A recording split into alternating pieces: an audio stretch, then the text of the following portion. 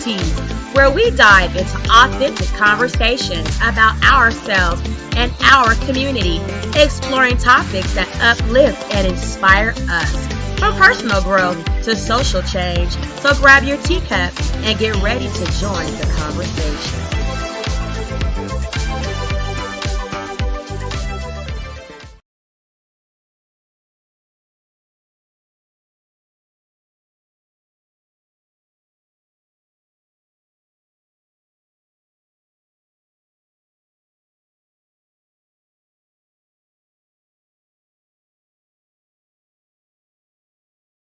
You guys out there in the world, I know it's been crazy. I know, I fucking know. Oh my God. Oh my God. Breaking news. Oh my God. We just got breaking news. Okay. Let me pull this up. We just got breaking news, guys. Oh my God. Okay. We just got breaking news as soon as I logged in and scrolled on Facebook. We got breaking news, and it's not positive or anything like that. So you guys are gonna have to bear with me. Um, but top of the hour, breaking news.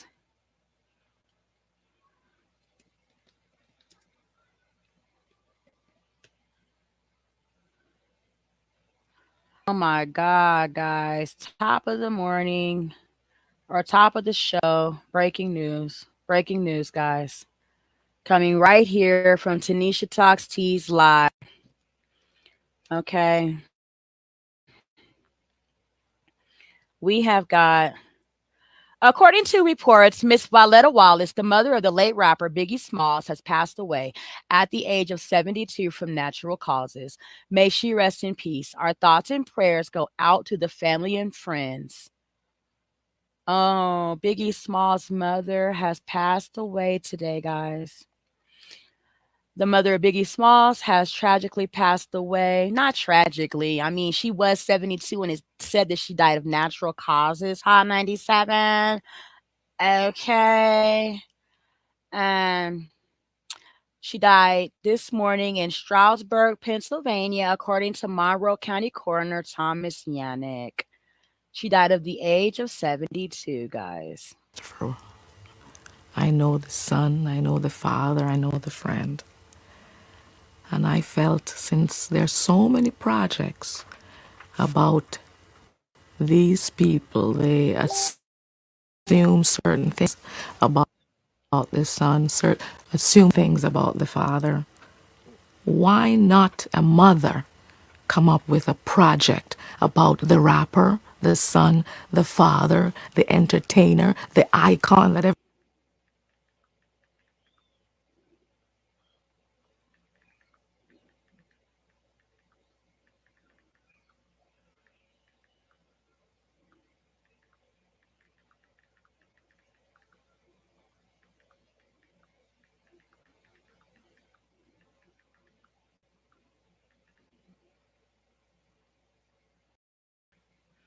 Okay, breaking news just in.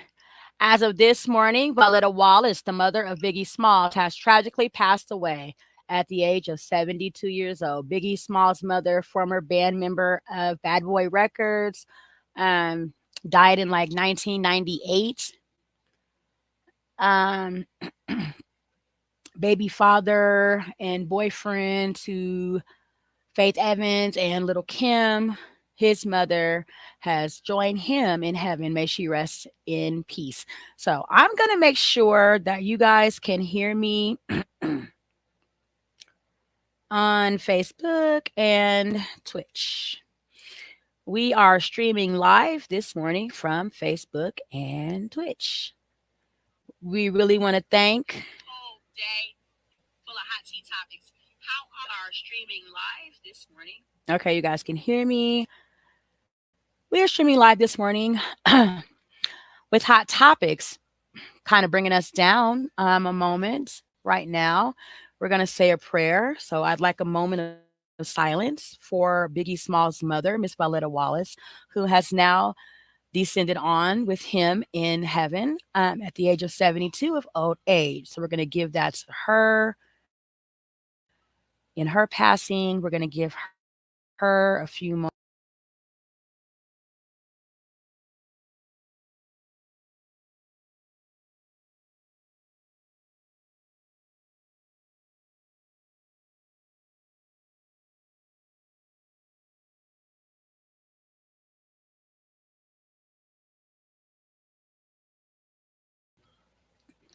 How is everyone on this Friday morning or afternoon now?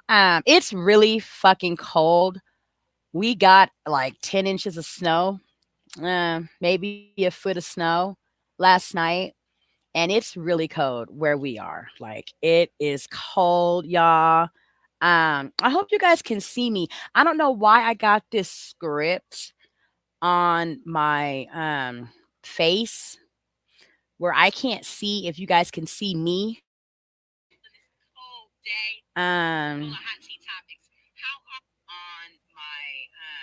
Face.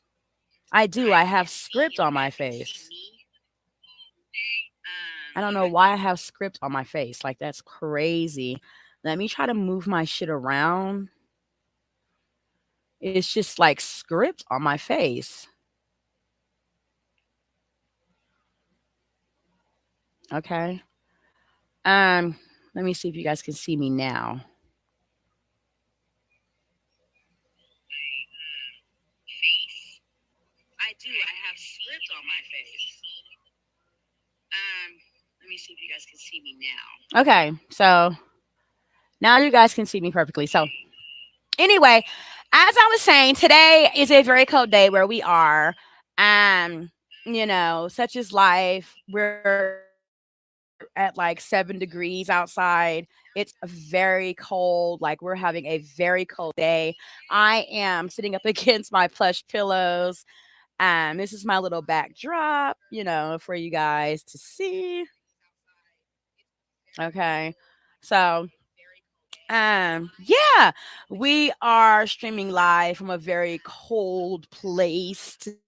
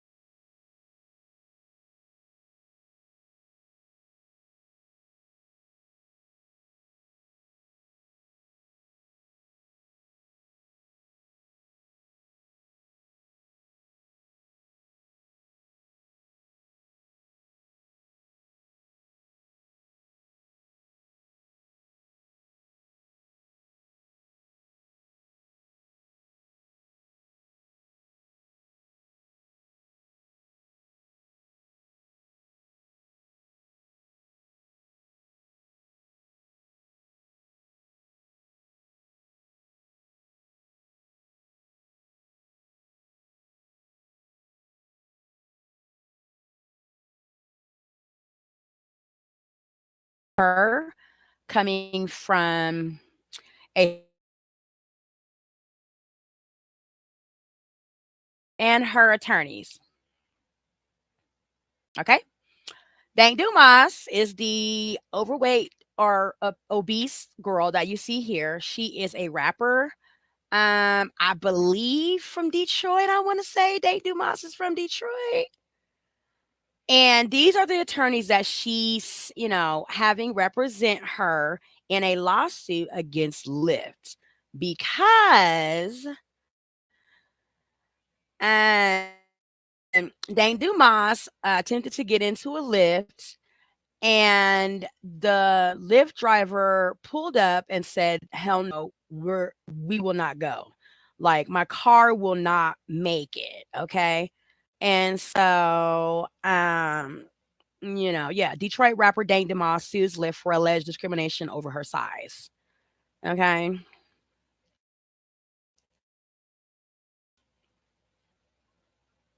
Landing party this month when her Lyft rolled up. As I'm walking, I see him like making faces or whatever. I'm like, oh man. She already knew. I can fit in this car.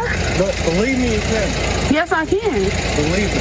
He told her there's not enough room in his car. The kicker part was when he started to talk about his tires. I feel like that was a slap in the face. That was like my tires, like. The driver said his tires could not handle her weight. Every big person you turn down because they can't fit in your car? Yeah, because they need to order the Uber XL. No, I don't never have to order Uber XL. He apologized, canceled the ride, and left her there. The rapper says she's pretty tough.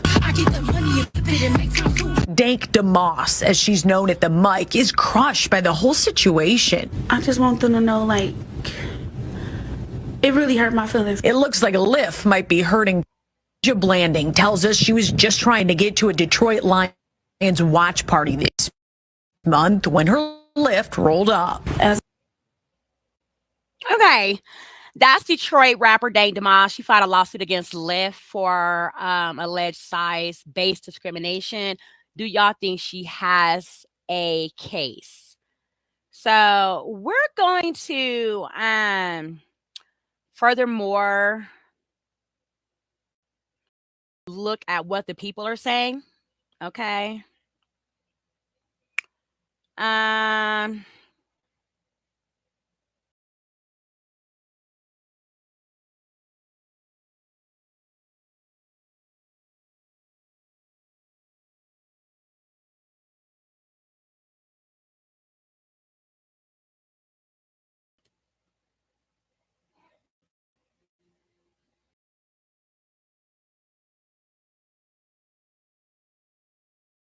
As I'm walking, I see him like making faces or whatever. I'm like, oh man. She already knew. I can fit in this car.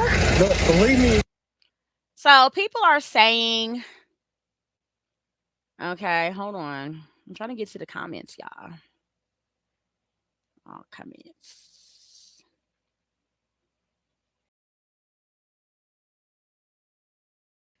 I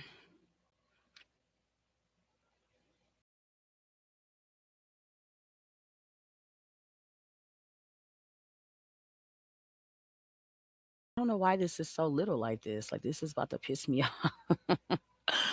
Anyway, I'm trying to get to the fucking comments here.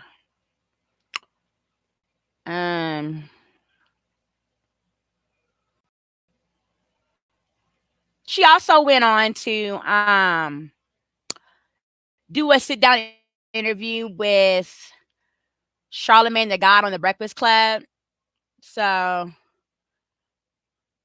I'm trying to see if I can't find that.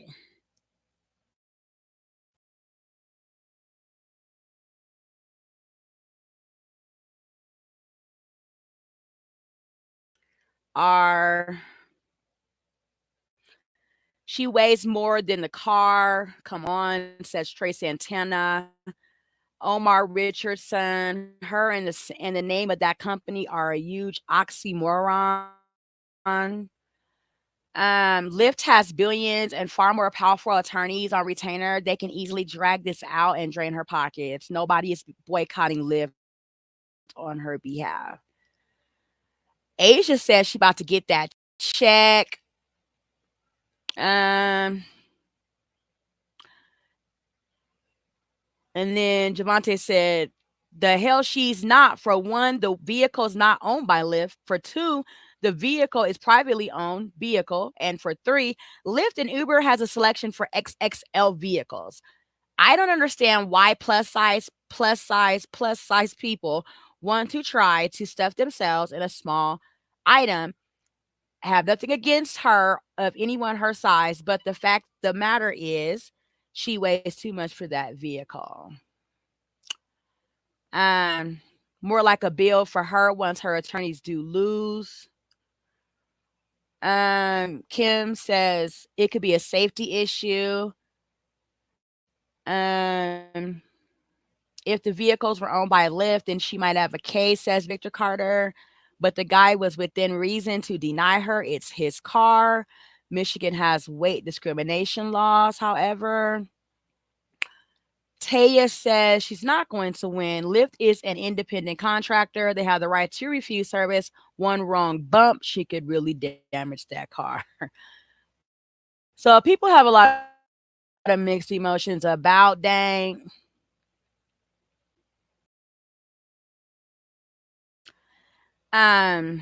Liv says to Dank Demas, we're disheartened to look at this driver's unacceptable behavior.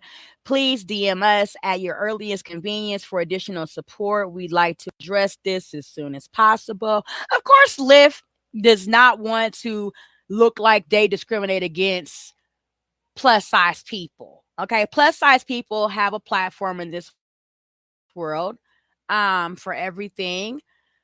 And so I hope that maybe they would offer Dank something like, am I still, or am I,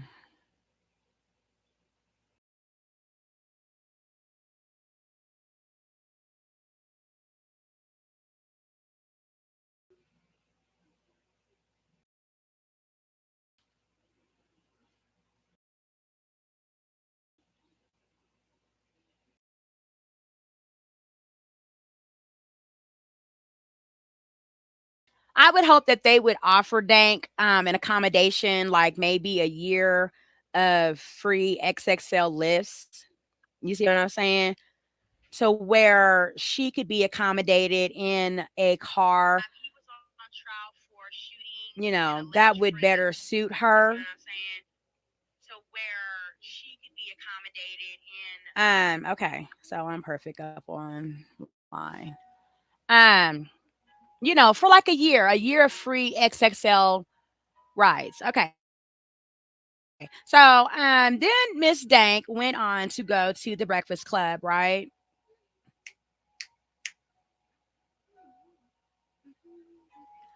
Where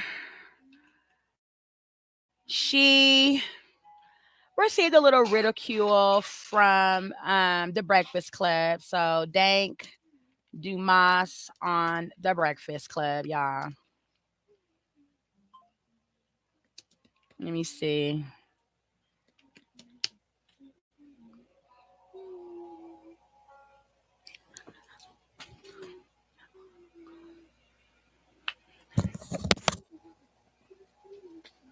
Go! I'm not gonna tell y'all again. When I'm busy, I'm busy. Go. Wow. Don't listen.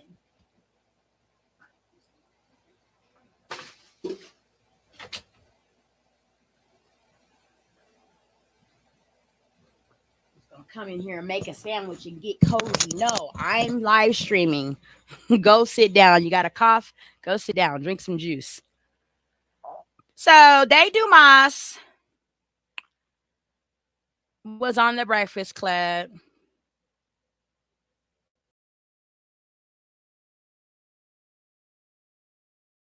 And this is what it was giving.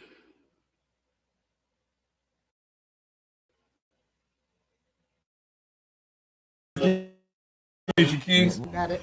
Yep. Demetri. Hi, How are you? Stormy, how you doing? For a bigger chair as she arrives at the Breakfast Club, y'all. This is what it was giving, okay? Good? Good morning. What's going on? Nice to meet you. Hi, How are you? What's happening? Hey, King. How you, brother? You good? Nice to meet you, Keys. Got it. Yep. This the only seat y'all got? What you want? What you need? A bigger chair or something? Is she already little? We had That's what I'm talking about. Good. This is accommodation. There you go. You know, you walked in and, you know, you said the chair was too small, so we had to bring the part of the sectional for you to sit in. And you said something. You said, now this is what I'm talking about, accommodations, right? Yes. But we live in a world that's not always going to be able to accommodate people that are But we plus should, size. though. We should, because we not all the same, you know? I feel like we should. Like, why not? I feel like I feel like a lot of times people think that bigger people, obese, the F word people should just be in a house. When it's like, The we F not. word? Yeah, the F. One more time, Date Dumas, as she arrives at the Breakfast Club, this is what it was giving when she went in there, y'all.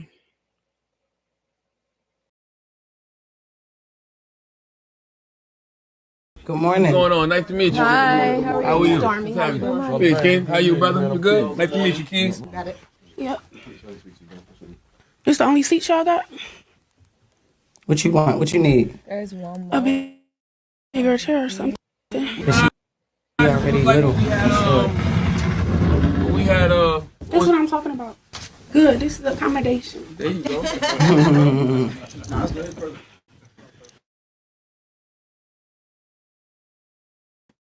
You know, you walked in and, you know, you said the chair was too small. So said, now this is what I'm talking about, accommodations, right? Yes. But we live in a world that's not always going to be able to accommodate people that But are we plus should, size. though. We should, because we not all the same, you know? I feel like we should. Like, why not? I feel like I feel like a lot of times people think that bigger people, obese, the F word people should just be in a house. When it's like, The we F not. word? Yeah, the F.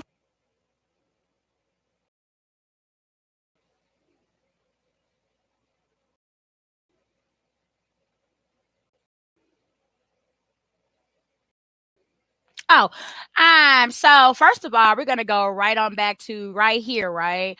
Where Miss Dane Dumas has her situation, all of this, y'all. When did this just become so appropriate for skin to just be so exposed like this? Like now all of a sudden, all of the big plus size girls are all over outside of their homes and everywhere naked. Like when did this just become such a thing? Not for nothing. You know, I feel like Dank should, you know, take this where it needs to be, which is to the gym, because there's, you know, no reason why when you already have what you have going on and the world does have XXL or Lyft does, you know, taxis do have trucks, Suburbans, whatever, you know what I'm saying, that are able to come and accommodate you for your situation or whatever that looks like, right? To just take that for what that is, okay? This was a comedy skit, y'all. How you? Good morning. You good? Good morning. They just a hot mess. How you? With this shit. You good? Good morning. What's going on? Nice to meet you. Hi, How are you? What's happening? Hey, King. How you, brother? You good? Nice to meet you, Keys. Got it. Yep. This the only seat y'all got? What you want? What you need? A bigger chair or something? Is she already little? We had That's what I'm talking about. Good. This is accommodation. there you go. How you? You good? Good morning. How you? You good? Good morning. What's going on? Nice to meet you. Hi, How are you? What's happening? Hey, King. How you, brother? You good? Nice to meet you, Keys. Got it. Yep. This the only seat y'all got? What you want? What you need? A bigger chair or something? Is she already little? We had That's what I'm talking about. Good. This is accommodation. there you go. How you? You good? Good morning. How you? You good? Good morning. What's going on? Nice to meet you. Hi, How are you? What's happening? Hey, King. How you, brother? You good? Nice to meet you. keys? Got it. Yep. It's the only seat y'all got? What you want? What you need? A bigger chair or something. Is she already little? We had That's what I'm talking about. Good. This is the accommodation. There you go. How you? You good? Good morning. How you? You good? Good morning. What's going on? Nice to meet you. Hi, how are you? Stormy, how you doing? Hey, King. How you, brother? You good? Nice to meet you, Keys. Got it. Yep. It's the only seat y'all got? What you want? What you need? A bigger chair or something. Is she already little? We had That's what I'm talking about. Good. This is the accommodation. There you go. How you? You good? Good morning.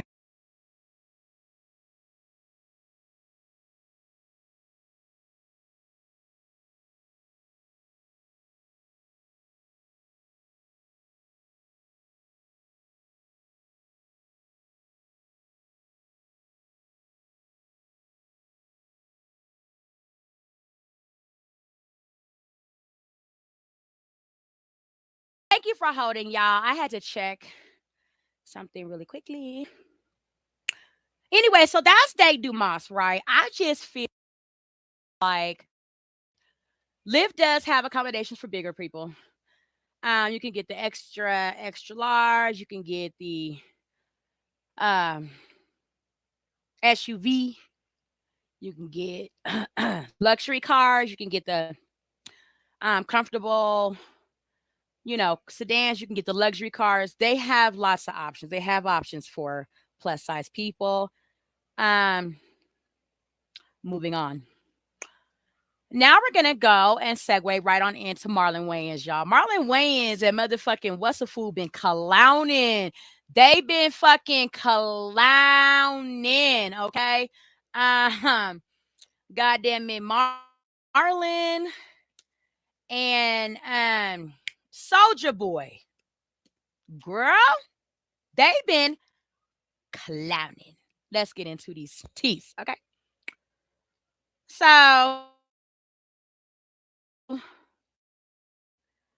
Marlon Wayans and Soulja Boy clowning. Marlon Wayans exchanges with Soulja Boy over transphobic slander about Wayans' child and deceased mother. These are some clips from it all, y'all. Soulja Boy said, "I'll dig up your mom and kill that bee again." Soulja Boy says, "I'll piss on your mama grave." Soulja Boy says, "I hope she dies again." Girl, something is really wrong with the peoples, okay? And Marlon Wayans said, "What you say about my mama?" like he did on Don't Be a Minute, drinking your juice in the hood. Okay. And then goddamn Marlon Wayans put up Soulja Boy's teeth before and after he went to the dentist, girl, and called him a crackhead. Marlon Wayans goes on to say, "Hey, Soulja Boy, at Soulja Boy, had that pookie mouth. That crack keep calling him and calling him." Girl, look at this mess here. So Marlon Wayans dropped Soulja Boy diss track after Soulja Boy rants about his mom.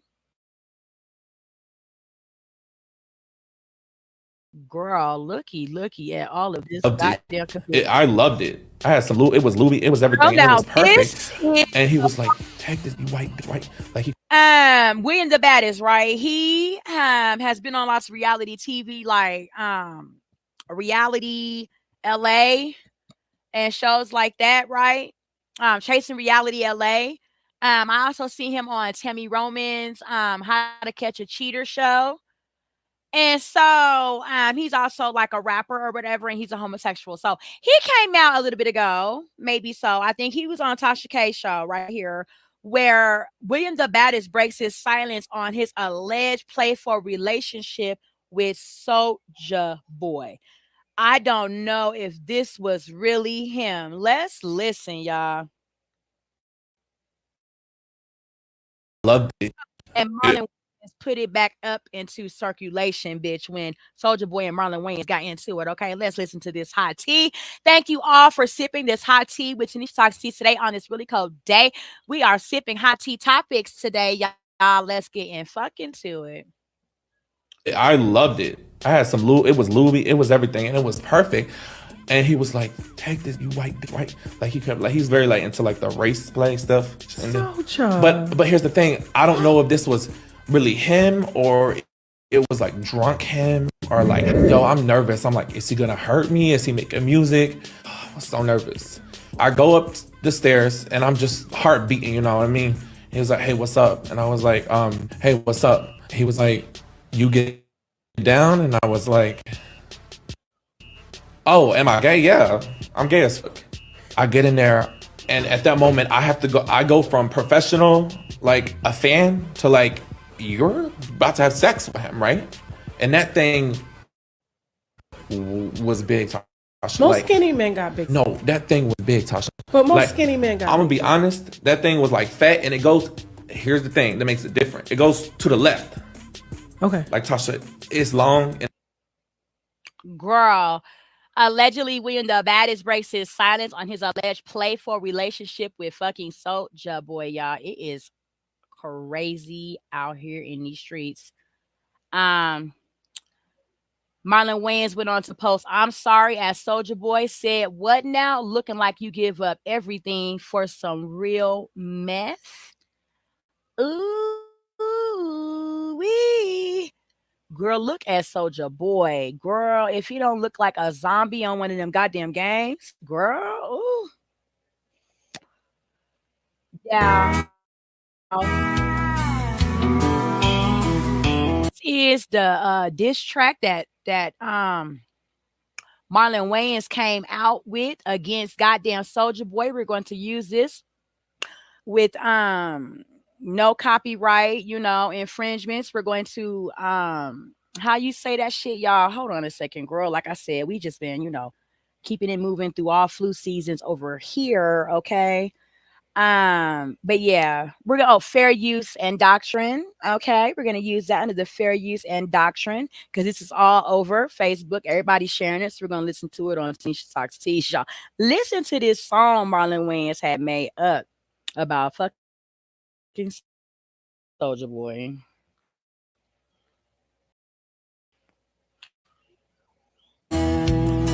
Soulja Boy's on Krenak and meth. I can smell it on his breath. Yes, he's on that creth. It's Krenak and meth. He'll suck on coke just for that rock. He looked like Flavor Flav without the clock. He coon that jumped over the moon. So just gaming and selling people shit coins. He's a mess without a chest. His only hit was Superman. Now he ain't got nothing left.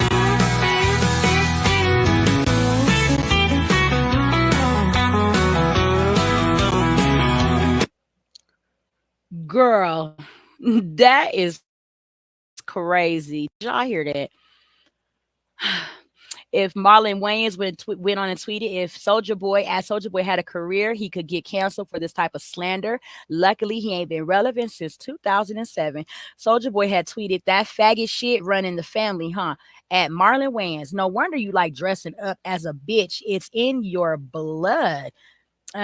He posted something from TMZ where Marlon Wayans praised by LGBTQ leaders for supporting his transgender child, because as y'all know, Marlon Wayans has come out in stand up and said that he has a transgender child, right? So a Soulja Boy has gone on to very much so say some very mean and cruel things about Marlon, and let's take a listen to that. Okay. Yeah. Where'd it go? God damn it. Hold on, y'all. Soulja Boy and Marlon Wayans. Okay, y'all. Hot tea, cold day with Tanisha talks these teas. Girls. Doing the motherfucking most. I think this is it right here.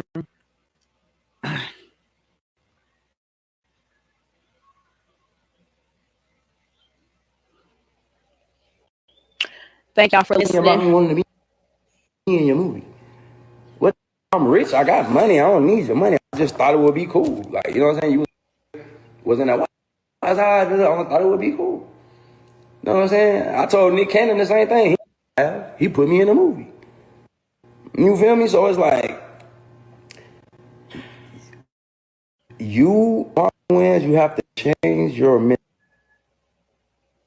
mentality. You feel me? Like, no matter even how you felt about whatever made Girl, you say then that stop me popping up on my page for with this Trump or whatever. Whatever the man you never come at the black. You feel me? Always support the. Be like, yo, even if you ain't know, even if you did thought I performed at Trump, Soulja young, Soulja don't know. So hold me down. What the don't get on that shit on me too. Goddamn, we supposed to be together. Then when we get to it, your true colors come out. Look, he begging me to be in a movie.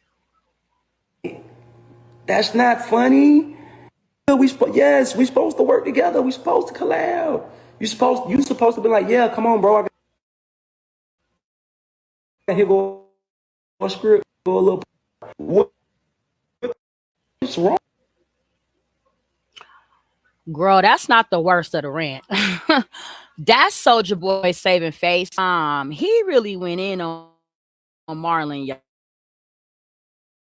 Hold on, let me get to it. I created this reality, nigga. Now where? And I'll knock your pussy ass out, nigga.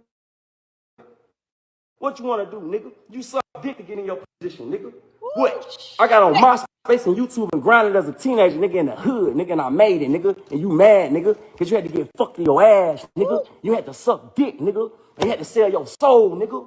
And you had to paint yourself like a white bitch, nigga. I ain't never did none of that. I kept it real, nigga, kept it gangster, nigga. Nobody never played with me, nigga. I never dressed up like a bitch, nigga. Fuck you talking about? My kids ain't gay, nigga. My kids ain't trans, nigga. My kids real, nigga. My kid, I stand on business with my kids, nigga. I love my kids, nigga. Fuck you talking about, nigga.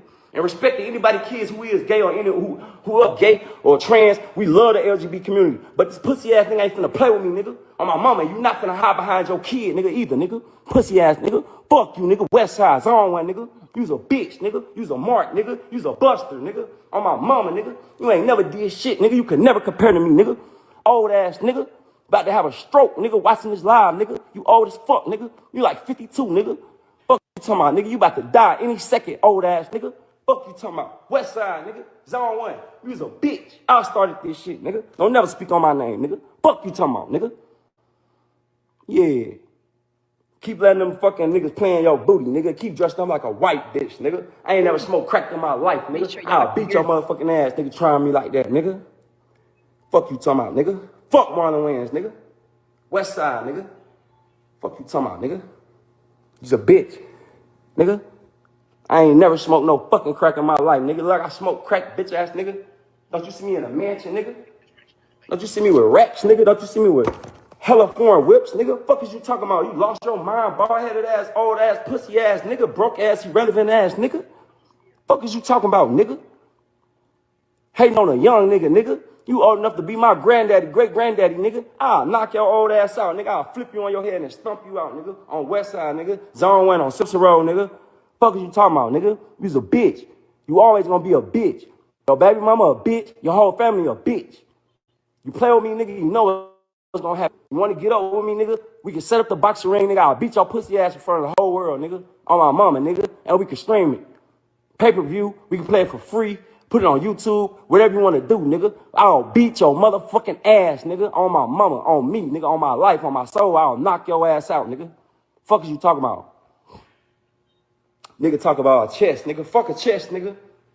These bitches work, nigga. I'll punch you right in your shit, nigga. Knock all your teeth out. On my mom, nigga. You too old, nigga. Go play with somebody else, nigga. You's a bitch. Zone 1, nigga. Fuck you talking about, nigga. Yeah, nigga. You ain't never did shit, nigga. Fuck you talking about. I don't know why Nigga on I'm this bitch talking about but whatever. As long as Scream. my stream is still Scary movie. Nigga, you's a bitch. Nigga, every real black comedian surpassed you, nigga. Kevin Hart surpassed you. Fuck is you talking about? Will Smith surpassed you. Fuck is you talking about? Fuck is you talking about, nigga? Everybody surpassed you, nigga. Cat Williams surpassed you. Fuck is you talking about, nigga? Don't step in this league, nigga. I'm a rapper, nigga. You's a bitch. You's an actor, nigga. You the wackest actor. You the weakest actor / comedian in the fucking community. My mama, nigga. On my mama, when it come to acting, Denzel shit on you. Will Smith shit on you. Marlon shit on you. Any actor you can name shits on you. And when it come to being funny, you not funny. Kevin Hart shit on you. Cat Williams shit on you. Mike Epps shit on you. You not funny. You not relevant. You not nothing. You ain't never did nothing in this community, nigga. Every other black comedian surpassed you. Every other black actor surpassed you. You was a bitch. You not respected, nigga.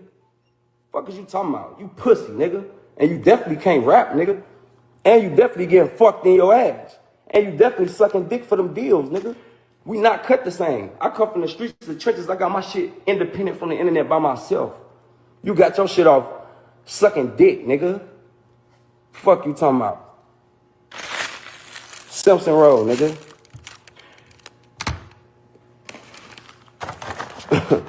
You can never compare to me, nigga. Fuck is you talking about, nigga? Your whole family used to dance to me, nigga. Everybody in your fucking family done danced to my songs, nigga. What you talking about, nigga? We ain't never watch your gay ass, nigga, and no fucking white chicks, nigga. We ain't got that. We watch Friday, nigga. We watch Belly, nigga. We watch Paid in Full, nigga. We watch the real Scream movie, nigga. Niggas ain't sitting around watching Scary Movie, nigga. Niggas ain't sitting around watching white chicks, nigga. What the fuck is wrong with you? Pussy ass, broke ass, irrelevant bitch, bald headed ass, nigga. You a fucking pussy, nigga. Clout chasing bitch. Niggas ain't never thought about your name before this whole beef, nigga. You was not in the black community household, nigga. On my mama, niggas is watching Friday after next Friday. Niggas is watching Shotters. Niggas is watching Paid in Full. Niggas is not watching white chicks, nigga. My mama, who the fuck got white chicks in their house right now? Nobody. Who the fuck waiting on Scary Movie? That shit gonna suck, nigga. That shit gonna be ass, nigga. You not going to the box office. That shit gonna flop. Nigga, you gonna have to get them folks their money back, nigga, for investing in this bullshit. You trying to use me to promote that pussy ass movie, nigga. I bet you my movie gonna do better than your shit, nigga. Fuck is you talking about? How much you wanna bet, nigga? I bet $1 million cash my movie gonna do better than Marlon Wayans' new movie. How much I wanna bet, nigga? Fuck is you talking about, nigga? That shit gonna be on Tubi, nigga. Ain't nobody watching no fucking... Nigga, don't you know you the laughing stock of the fucking music industry? Don't you know that nobody respect none of your movies because they all are fucking copycats of Scream? You don't know that? I done been in the meetings with these executive niggas. I done been in these meetings. I done heard your name come up. Nobody in Hollywood respects you, bro. Not one person. They all say, your movie, you're a fucking copycat. You never did nothing original, nigga. Nobody respects you in Hollywood, nigga. You copy Scream, nigga. And they was mad at you about that. They was like, he fucked up our movie. I was like, oh, shit. I kept that shit a secret, nigga. They told me that when I was like 18, when I was first started getting acting lessons and going to doing all my movie meetings. Nobody in Hollywood fuck with you. Why you think you ain't had a movie come out in, nigga, how many years, nigga? Why you think you ain't had no nothing, no success, no good movies, no nothing? Nobody respects you, nigga. Type this pussy nigga name in. Let me see how many movies. Nigga, you ain't had a good movie since 2004, nigga. White Chicks came out in 2004, nigga. You washed up. Scary Movie came out 2000. Nigga, you ain't had a hit movie, nigga, and never, nigga. How you put up all these nigga movies? Nigga, you suck. Nigga, you ain't came out with shit in 20 years, nigga. What the fuck? Don't Be a Menace. That came out in 1996. It's 2025. And nigga, that was a copycat too from Menace to Society. Your whole fucking life is a spoof, nigga. Have you ever did anything original? What the fuck? This nigga copied Menace to Society. This nigga copied fucking Scream. This nigga dressed up like a white bitch. Who are you, nigga? You's a weirdo, nigga. You a buster. What the fuck? Let me guess. What you gonna do next? Spoof Crank That? What you gonna make a Crank That Marlon Wayans? Copycat ass nigga. You a buster, nigga. You ain't never did nothing authentic, nigga. What the fuck? What the fuck? Blood ain't had a good movie since 2004, nigga. White Chicks was 2004. You dressed up like a white bitch in 2004, fam. It's 2025. Sit your old ass down. Oh, let me guess. You gonna make White Chicks 2, and your old ass gonna dress up like a white grandmama. You and your little pussy ass brother. And let me guess, you gonna put your son/daughter in it. As you call it, white chick/dudes too. And y'all gonna be old. Get the fuck out of here, nigga. The fuck? Cancel me all you want, nigga. I don't give a fuck no more, nigga. Fuck this nigga ain't finna keep picking on me, nigga. You relevant ass, nigga. Trying to stay fucking relevant. Man, what the fuck?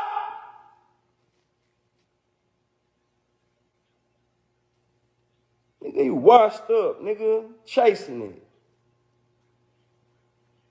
nigga. Talking about Haunted House. That was 2013, nigga. Nobody watched that shit. It's 2025, blood. What's the last good movie you released?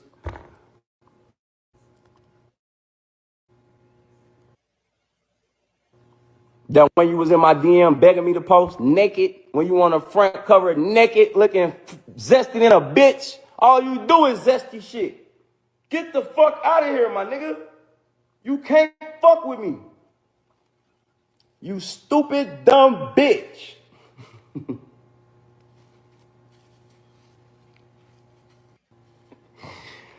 Fuck is you talking about, nigga? Your whole shit is a spoof. Whole life is a spoof. I don't see one original movie on this bitch. Every movie on this shit is a fucking spoof. And y'all all doing zesty shit. Why your brother got his dick on your ass and you look like a little kid? That's what I'm saying. Like, nigga, everything you ever did was weird. Nigga, you a weirdo, nigga. Oh, my mama. Have you everything you did was weird, nigga. Everything, nigga. Cancel me all you want. You a white bitch right here. You a little kid with this nigga got your dick on your booty right here. Nigga, you just weird. Nigga, you a fucking clown, nigga. You ain't never did no real nigga shit your whole life.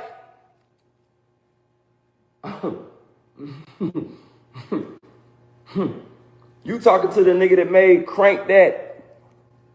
What the fuck? I made the whole world dance. I'm in the Guinness Book of World Records for making the most people do the same dance at the same time. You probably in the Guinness Book of World Records for having the most people watch a nigga dress up like a white bitch. Hey man, this nigga can't fuck with me, guys.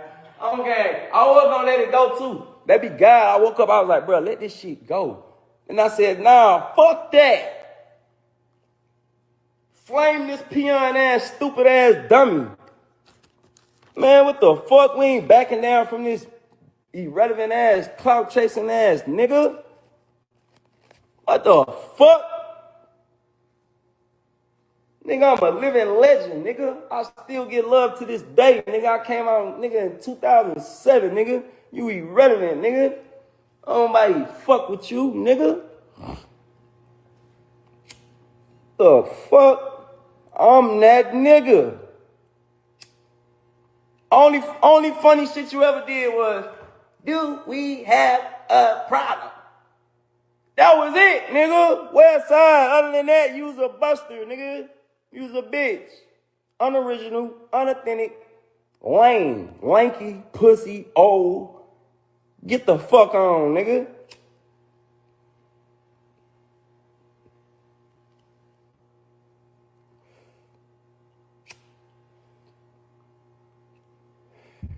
Oh, wait. And then the second funny thing you did was, why's I? That's the only two things you get, nigga. You bitch ass nigga. Other than that, nigga, you pussy, nigga. West side, nigga. Come out with a new movie. Go #1 at box office. Get off my dick. Find somebody else to clout chase off of, nigga. You know what I'm saying? No disrespect to the LGBT community. I respect the gays. I respect the trans. I respect everybody. I apologize if I offended any of y'all for talking about this nigga's son.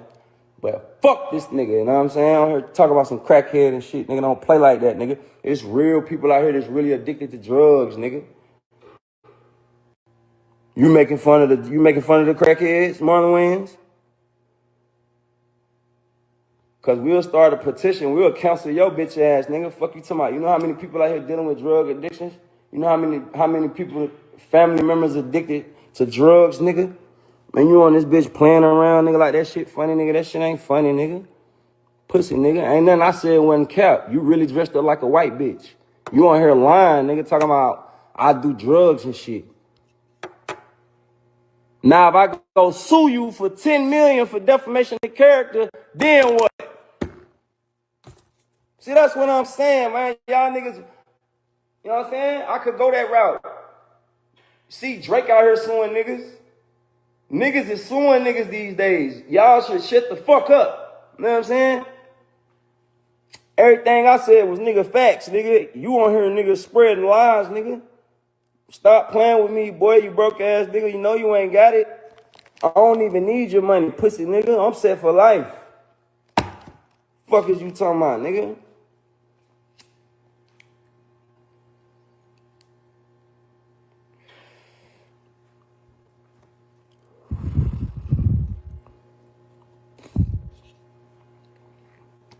Zone 1, nigga.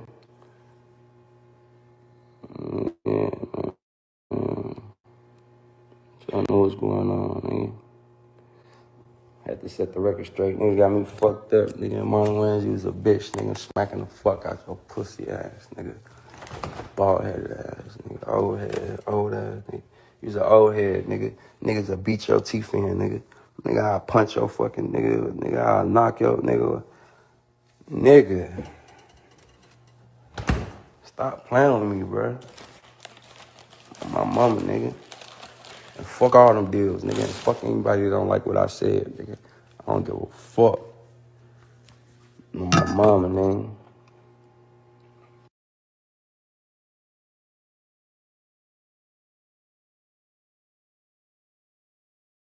That was Soulja Boy's response to Marlon Wayans, as Marlon Wayans said this on TMZ. Okay, so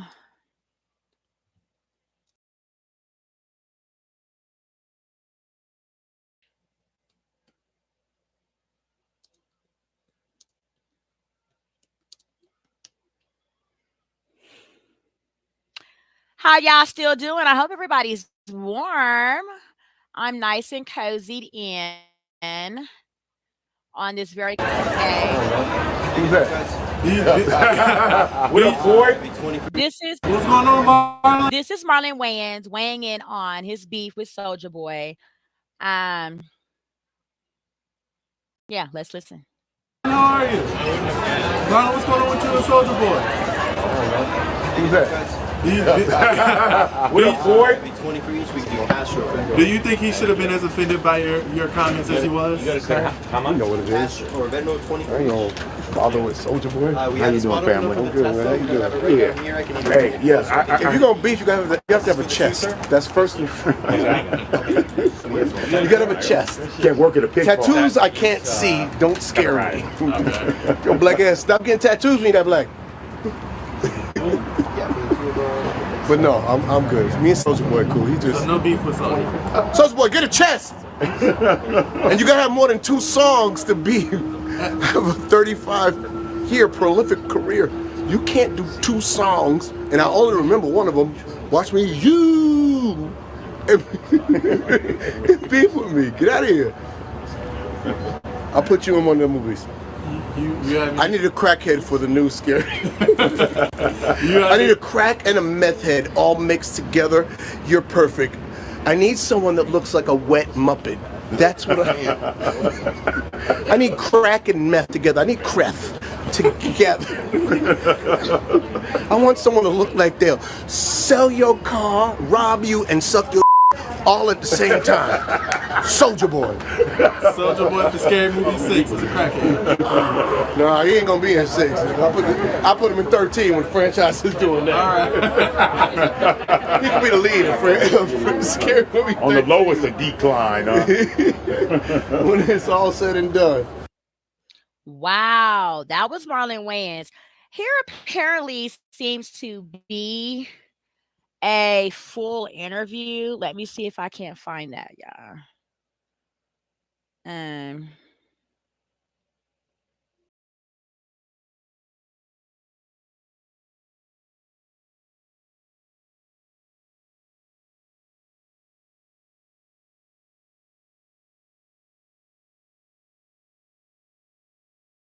Courtesy of TMZ.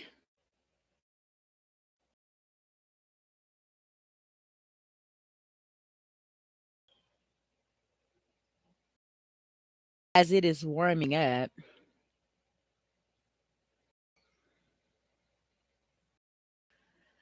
Marlon Wayans is currently entangled in a gnarly war of words with Soulja Boy, but being the comedic veteran, he's the one giving out last laughs at Soulja Boy's expense, TMZ says. TMZ caught up with Marlon Wayans in West Hollywood last night and couldn't resist an impromptu stand-up roast in Soulja Boy's direction.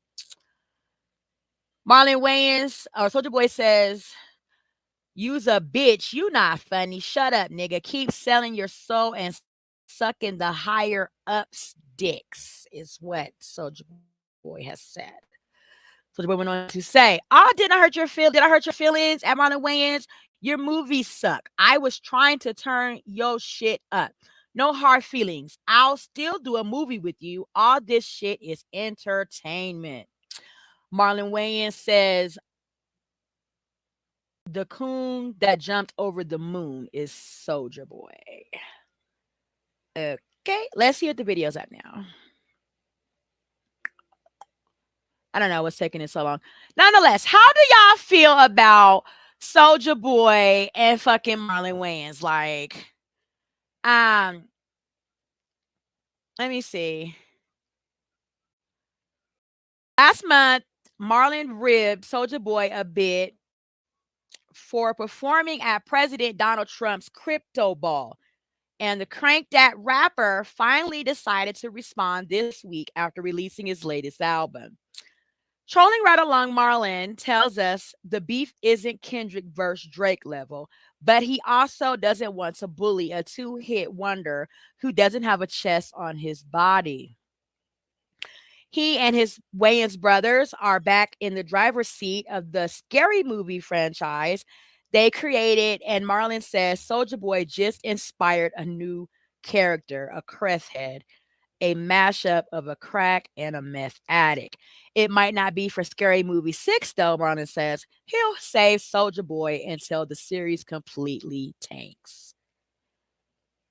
So if you're familiar with the Wayans spoofs, you already know Soulja Boy is in for a big screen hurting. Professional comedian versus professional rapper. How else was this supposed to go? I don't know why they're not playing. Anywho. Um, as for Kanye West's latest anti-Semitic tirade, Marlon pulled back the jokes a bit and apologized to Jewish people everywhere. Like many, he feels the college dropout is off his rocker. Okay, there he's talking about his commentary on Donald Trump. Anyway, y'all, what do y'all think about this Soulja Boy shit, right? And Marlon Wayans. I mean, Marlon just simply chimed in and said that basically Soulja Boy was a sellout because he did the crypto ball along Snoop Dogg and fucking Nelly. And a lot of people came, forth and was like, what the fuck are y'all niggas doing? Donald Trump is not standing for anything that minorities, are about, and he's looking to simply eradicate, everything back to like slavery days. And so, I mean, considering especially Snoop Dogg did go on a rant a couple years ago, maybe 10 years ago. I don't know how long ago it was, but anyway, Snoop Dogg went on to say, like, if I catch anybody down to, anything performing for Trump, I'm a roast y'all niggas. And then to see him get up there and dance or, rap for Trump was like, what the fuck are you doing? But nonetheless, that's why Marlon and Soulja Boy have this little, riff on social media. What do y'all think? Do y'all think Soulja Boy is out of line? The well-decorated Wayne brother Marlon. I do in a sense, but then you also have to look at it. Is Soulja Boy like he don't got respect for essentially anyone if he feels, like he wants to go in on you. We've seen Soulja Boy go in on like Love and Hip Hop LA when he was dating Teddy Riley's daughter, and how he seemingly over and over again disrespected her and their relationship, had kids on her, cheated on her repeatedly, threw money at people in their face on stage at the reunions type shit. Like we've seen Soulja Boy have many of tirade. So I don't,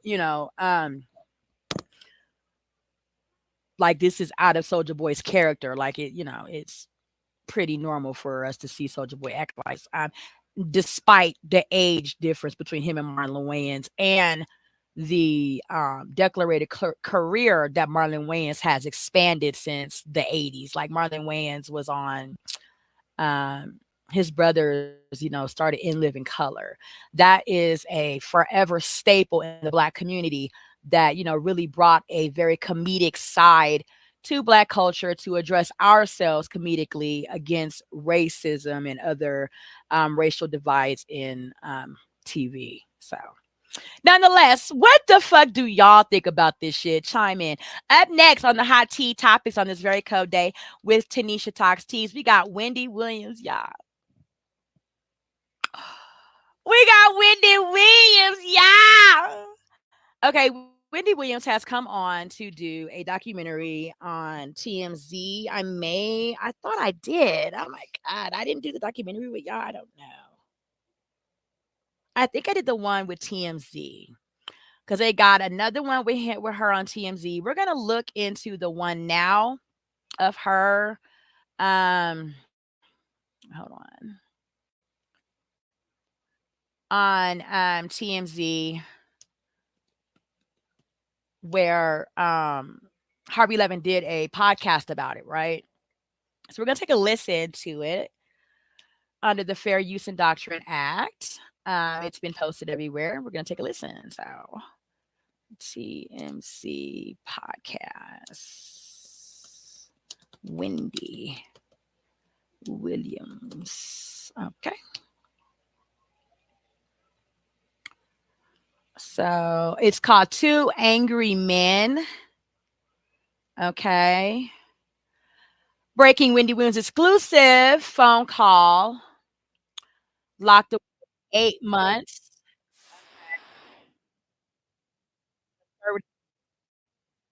been in the conservatorship for 3 years now, ongoing, praying to get out of it, and she's been in a nursing facility for 8 months. Okay. So here we go.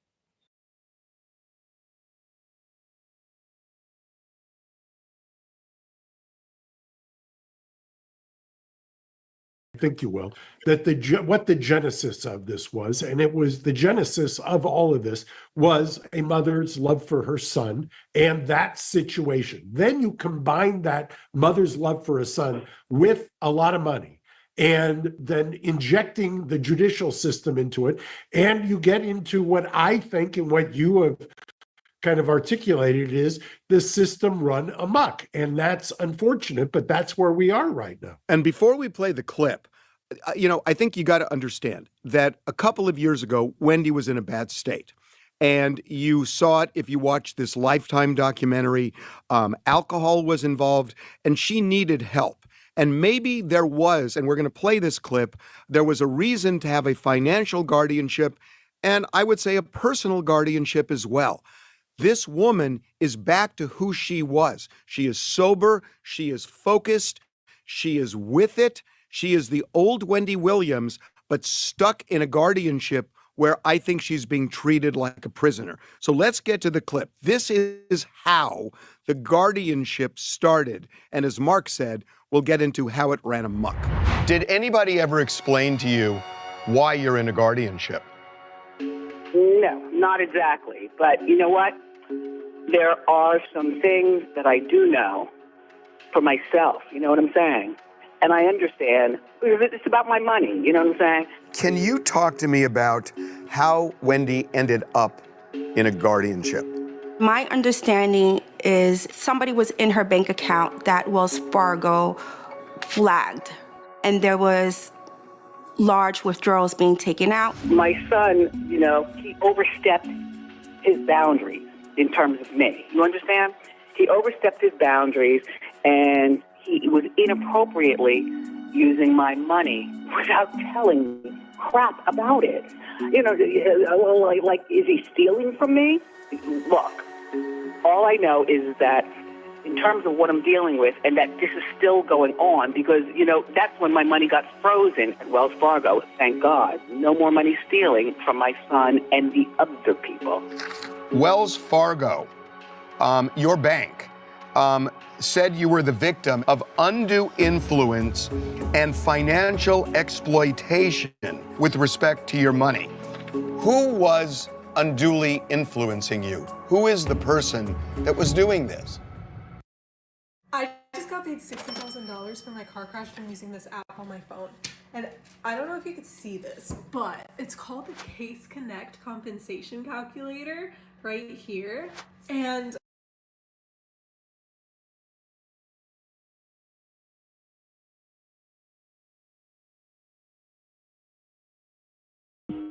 Thank you. Listen, my son is a really good person. You know what? Oh, God, I'm not going to cry about that. Oh, I'm sorry for cursing. Look,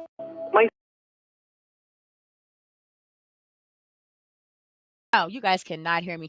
Anyway, so look at how they have Wendy Williams in a nursing home where she's on the 5th floor. She cannot leave the floor alone. She claims she's only been outside twice in 1 month to receive dental care.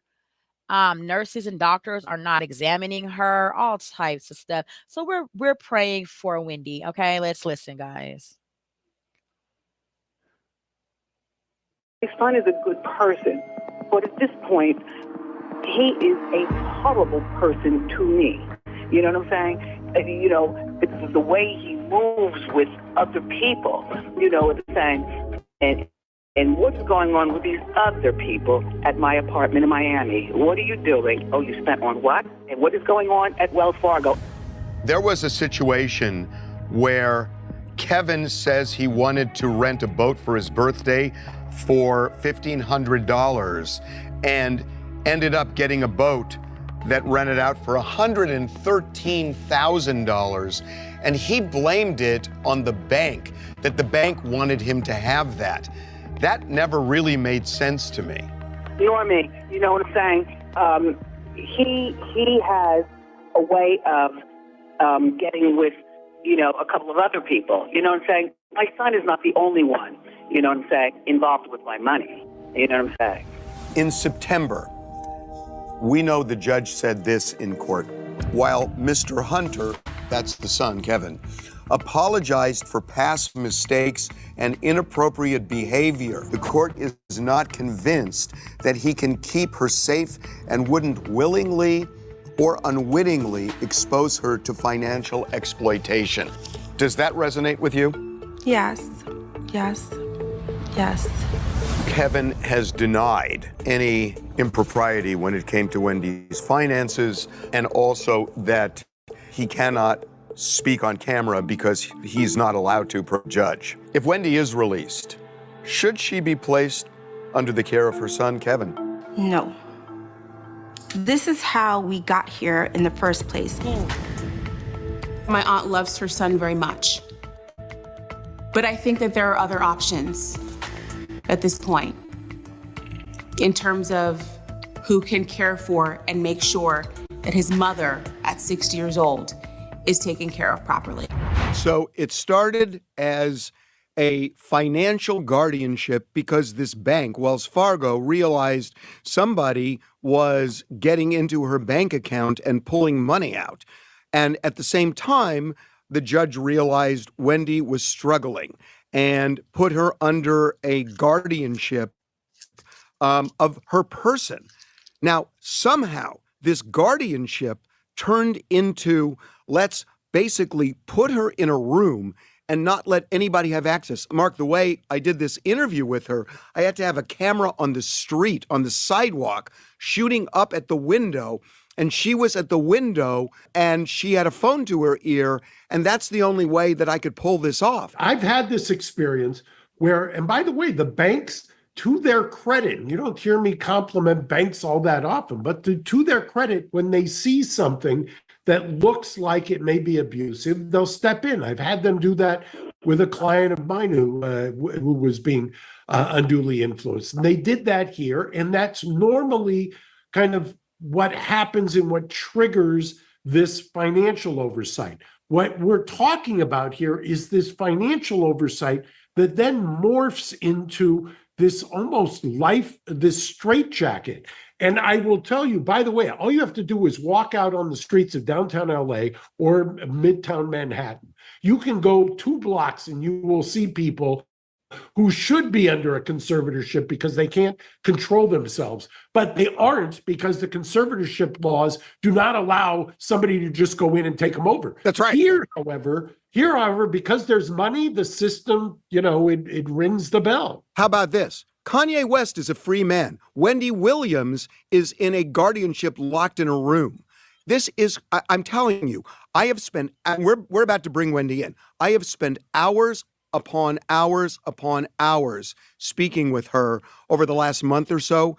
This woman is back to who she was, yet she is in this guardianship. And I'm going to get into this later, but I know I'm not a doctor, but I've interviewed doctors about this, and I think she's been misdiagnosed. They say she has something called frontotemporal dementia. And the thing about that is it never gets better. It only gets worse. Wendy has gotten better. When you listen to her, and you listened to her 2 years ago and you listen to her today, she is back to who she was. And it wouldn't get better if it were that. She obviously, when you're talking to her, she is rational. She is responding. She's actually parsing out, and that's what's heartbreaking about it. The fact she doesn't want to say something negative about her son. She kind of dances around it, because we all understand that that's a very, very difficult situation. Nobody's kind of condemning her for it, but she shouldn't be, on the other hand, condemned into this kind of crazy situation that she's been relegated to. And again, we're going to bring Wendy in a minute, but I got to tell you something. The Guardian in this case. I want to buy your house. I can pay you. Okay, as TMZ is paying bills, okay? That is what is up on, the topic of discussion lately, Wendy Williams, right? Is she healthy enough to be on her own? What do you guys think? Okay, Harvey Levin thinks so.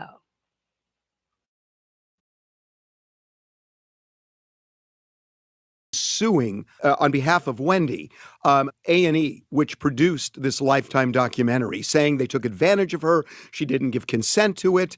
And Wendy does not want this lawsuit.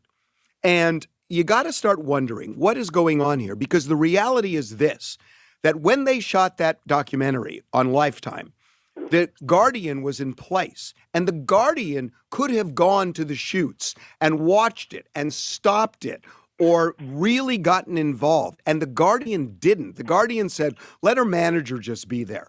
And the Guardian didn't do it. And now the Guardian sees the Lifetime documentary and says it's A&E's fault. Mark, whose fault is that? Well, by the way, you were kind enough to send me the filing on that today. I took one look at it. I would think most 1Ls or 2Ls would tell you, I'm looking at that, wait a second, didn't we just learn about prior restraint in con law for our first year? Why are you thinking that you're going to be able to restrain A&E from actually airing something, especially when you in real time knew what was happening here? You just didn't like the result. Right. Now, Mark, the Guardian is saying it's A&E's fault. The Guardian is the one responsible for protecting Wendy, at least in theory. And if the Guardian wasn't there, whose fault is it if the documentary went off the rails? And by the way, were there checks written by A&E, and who were they written to, and where did that money go? And if you followed the money, it makes it even more infuriating. Yeah, I mean, look, this is the Guardian. It was the Guardian's responsibility. And the Guardian, I think, is deflecting and blaming it on A&E. And my sense of this, and again, this is just my opinion, is that the Guardian realized, oh crap, maybe I should have been there. So the reaction is put her in a room, let's lock the door, and we won't have a situation like this again. And you're doing that to a human being. The one thing that's kind of peculiar about all of this, I watched the clip and the doc that you put together. And I believe what we just heard in that clip was the niece. And the niece, I thought, was very, very attuned to what was happening here. Who knows? I mean, she could have been. No, she is. She is. Her name is Alex. She got what was happening here and had, obviously, it appears obvious, and maybe Wendy will correct me, but at least her aunt's best interests at heart. If that is the case, and the son is kind of in a fractious state with his mother right now, why isn't the niece there at least as a co-guardian, or at least there to kind of present some check and balance if you need that? And why is this an overreaching one that's kind of a 360? Why is she enveloped in the whole thing as opposed to just somebody who's overseeing the finances? Yeah, why she shouldn't be I'm sorry, I'm upset about this. She shouldn't be in a guardianship as far as I'm concerned. She should have a sober coach, somebody taking care of her money. Her niece Alex loves her. Gina, who's been a caregiver, just loves her. There are people around. Why is she in this guardianship? Okay. Wendy is on the phone right now, which is about all she can do. And Wendy, I know you've listened to what Mark and I have said. First of all, welcome to our podcast.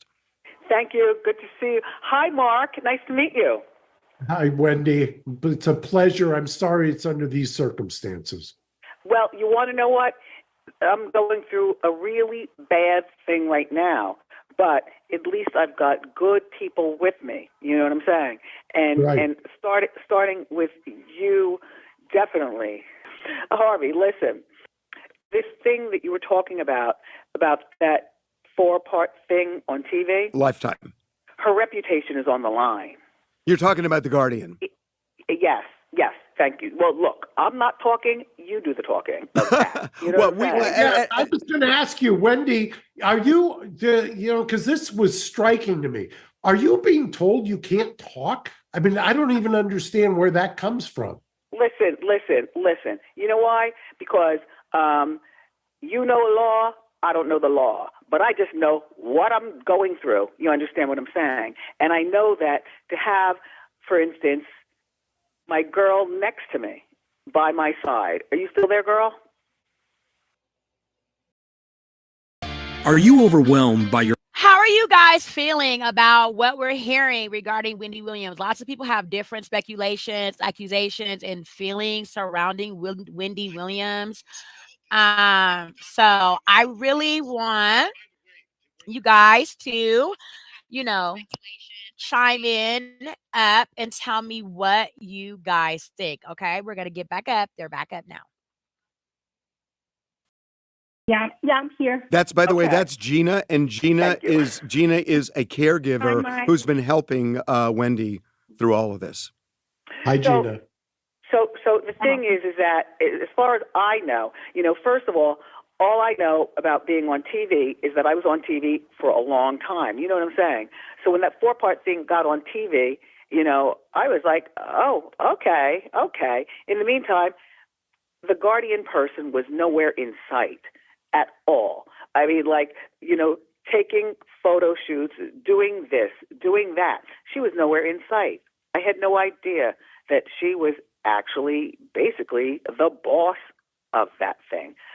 So that lawsuit, it's none of my problem. I wasn't a part of that. You know what I'm saying? Like I've been doing stuff with Lifetime for a long time when I was doing anyway.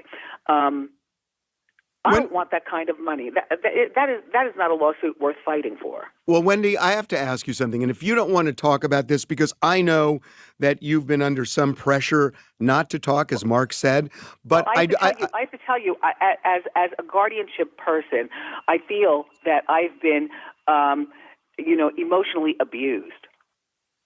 Well, I wanted to talk about that. When you say emotionally abused, who's telling you can't talk? Who's doing that? I mean, to me, that's just frankly outrageous. Why are they telling you this? How are they framing this? Well, first of all, where I am, Mark, and Harvey knows where I am. This 3rd floor, it's called the memory floor. I know so much about this now. Wendy, it's the 5th floor. The 3rd floor is the gym. I'm sorry, because you know what? I still haven't gone to the gym, which is on the 3rd floor. Right. I tried to go to the gym 4 times, and 4 times I still haven't gone to the gym to work out.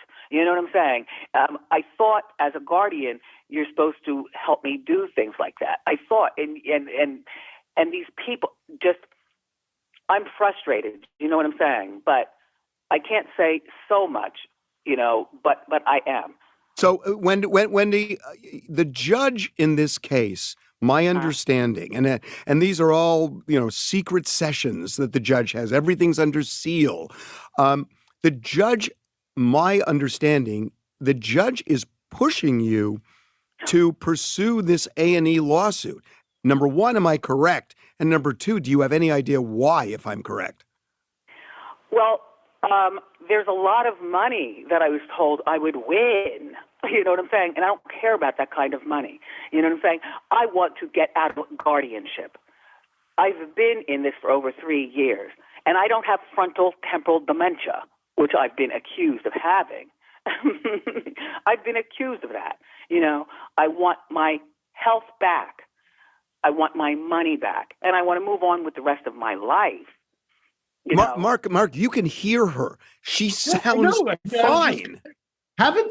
Wendy, haven't they tested you? I mean, you're in a facility. It's got a memory component to it. I would assume they're doing some kind of cognitive testing on a regular basis so that they can track whether or not you're declining or improving or anything else.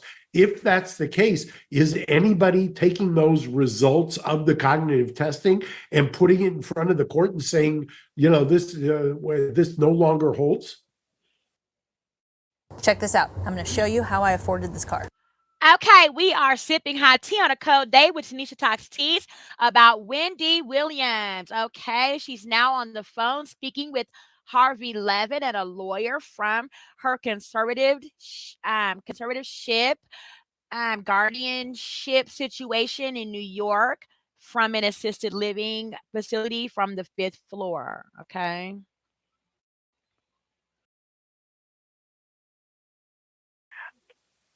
I don't know. I mean, this is what accused I've been of a frontal temporal dementia. I feel like I've been abused to the highest power. Like my life is like, it's just good to be talking to good people. That's all I can say. It's just good. And it's good to be heard. Even if it's through the window. even if it's through the window. Wendy, you actually pressured, I think, the guardian and the judge to force a reevaluation of you, to have doctors look at you, re-examine you, and see if you're okay enough now to get out. The thing that really shocked me is that the lawyer, I believe, for the guardian came out and said, yeah, we're going to do a reevaluation, but we think it's probably going to be the same result, the same diagnosis. How does this lawyer for a guardianship know that to say it? Because I don't know how many times she's talked to you. My guess is I've talked to you a lot more than she has. Charlemagne has talked to her a lot more than she has. Rosanna Scotto has talked to her a lot more than she has. Alex has talked to her a lot more than she has. Gina has talked to her a lot more than she has. And yet she comes out with this statement, yeah, you're a goner. You're probably just deteriorating. I was shocked at that. You know what? She likes that. She likes that. And she feels that as long as I'm, hidden, in this stupid place where I am, that nobody will hear the truth from me. You know what I'm saying? Oh, that's a lawyer. That is a lawyer for you. Thanks. We won't take that personal. No, not you. You know who I'm talking about. We do. You don't. I'm talking about a woman, not a man. So you're actually able to go to Miami this week. The judge actually did concede that, and you're going to be able to go for your dad's 94th birthday. It's almost the first taste of freedom in a long, long time for you, even though it's just a couple of days.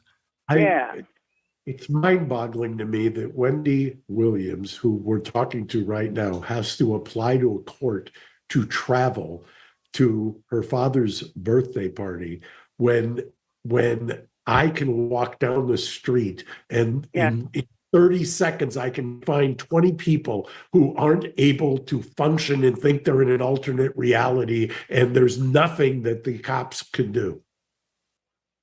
We are partners. As TMZ are paying bills, okay. We are listening to an exclusive interview with Harvey Levin and another lawyer with Wendy Williams, who's been locked up in a conservatorship now for over 3 years and 8 months in a nursing home. Yeah, I mean, there are constraints that I am going to tell, when I'm in Miami, but I don't want to talk about that. You know what I'm saying? I just want things to go so good, and I'll be, by the way, doing a little shopping for me and my dad while I'm in Miami. So, I do have a question about that. I know you love your son, and I know there have been issues. Is Kevin going to be there as far as you know? Yeah, he'll be there. I will see him at a particular place, particular location. Me and my son, yes, I will. Have you been talking? I don't want to say too much. Have you been talking to him? Because obviously he's involved in all of this. Yes, listen. I don't want to talk about my son. You know what I'm saying? Like my son is my son. You know what I'm saying? And a guardian is a guardian. Yeah. And two are not the same at all. Yeah. And by the leave way, my son alone. That's all I'm saying. Okay. I gave you, I give you a lot of props. I thought in that clip that you parsed out as diplomatically as possible the fact that, look, you're his mother. You're not going to denigrate the guy. He's your son. You love him to death. And how does loving your son and forgiving your son translate into being in your own personal kind of jail, so to speak, or prison? It doesn't make any sense to me. I mean, you love your son. You didn't happen, right? Look, things happen. The point is that, I have no idea what kind of money I have left. I have no idea. You know what I'm saying? There are things that I thought a guardian is supposed to do for you that still haven't been done for me. And I don't want to be involved. I want to be free. Yeah, you want to be free. You want an accounting. You want to know what you got. Which, by the way, it's your money. Why can't you get an accounting of the money? I mean, that should be given to you on a daily basis if you want it. Listen, her reputation is on the line because that 4-part thing, like I said, I shouldn't have been doing that at all. If that's your person, then you're not supposed to be doing things at all. You're not supposed to be looking at it. I get it. No, I get it. Wendy, I want to say something. And Mark, look, I know I'm kind of bullish on Wendy getting out of this guardianship, which I am. But I just want to say, I don't feel this way about every case I see where somebody's locked up unjustly. Boy, you're not kidding. I mean, I was against Britney Spears getting out of her conservatorship, which is the same as a guardianship, not because I dislike Britney, I don't. It's the opposite. She has a really serious mental illness, and that's established by 24 doctors. And I think there was a lot of pressure and ill-advised publicity around it, and the judge folded. But it's not like every time I see something, I say, oh, they should get out of it, because I took a lot of crap, for saying what I said about Britney. This case is so clear to me. When I did a quiz with Wendy. I threw topics out to her during this documentary, which, by the way, is on Tubi, and you can watch this. And she didn't know what I was going to ask. And I'm telling you, it's like she was doing her television show. She's fine. She's fine. There are, you could throw a rock and find people who are unstable, but not Wendy Williams. And she's. But there's a difference. The people who are unstable, who are out on the street, you can't do anything with, and Wendy Williams, the difference is money. Who's got the money? She's got money. Money fuels all of this. I don't want to cast any aspersions here, but I'm going to bet that the Guardian's getting paid. The Guardian's lawyer's getting paid. Oh, please. Yeah. So there's money being generated here, and it's very difficult to wean off of that when there's money being generated. Excuse me. I have sources, and Wendy, I haven't even talked to you about this, but my understanding is that you are going to move to end this guardianship in court.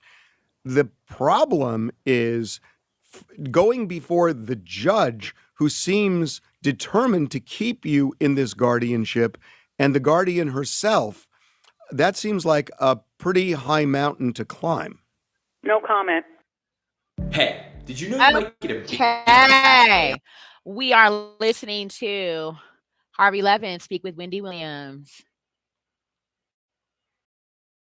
I can't talk about that. Yeah, I get it. I just wanted to put it out there that we know that that's in the works. And as a matter of fact, in the documentary, I talked to your niece, Alex, who says you've hired a lawyer and that is the end goal.